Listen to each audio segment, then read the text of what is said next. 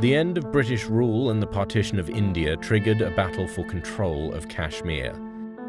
Since 1947, neighboring India and Pakistan have each held a portion of the Muslim-majority territory, in a tense standoff that has sparked several wars.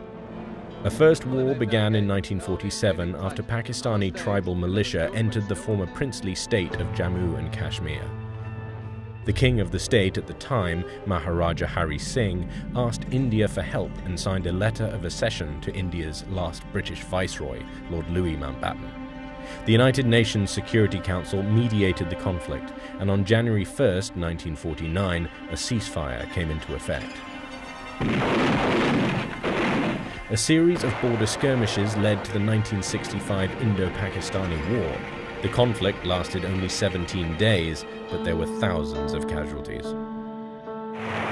During the 1965 war, both sides said they were betrayed by a lack of support from Western powers. India and Pakistan went on to build closer ties with the Soviet Union and China, respectively. In 1999, the so-called Kargil War started with India alleging a Pakistani intrusion in the Kargil district of Kashmir. The war, starting in May of that year, continued until July when India and Pakistan fought to a standoff, which was widely seen as a defeat for Pakistan. Complicating matters is the disputed Aksai Chin area of the northeast of Kashmir, along the border with China. In 1962, China and India fought a brief war there and only reached an agreement to respect Kashmir borders in the mid-1990s.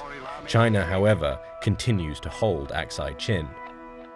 In addition to the wars, there have been constant protests, military standoffs, and deadly clashes around Kashmir.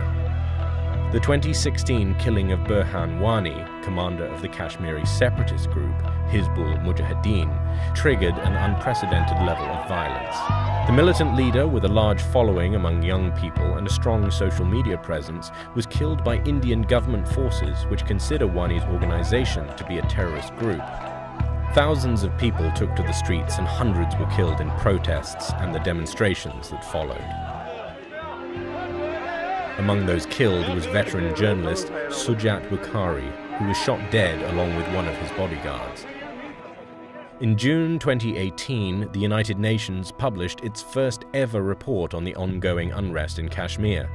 This is not a conflict frozen in time. It is a conflict that has robbed millions of their basic human rights and continues to this day to inflict untold suffering. It is essential that the Indian authorities take immediate and effective steps to avoid a repetition of the numerous examples of excessive use of force by security forces in Kashmir.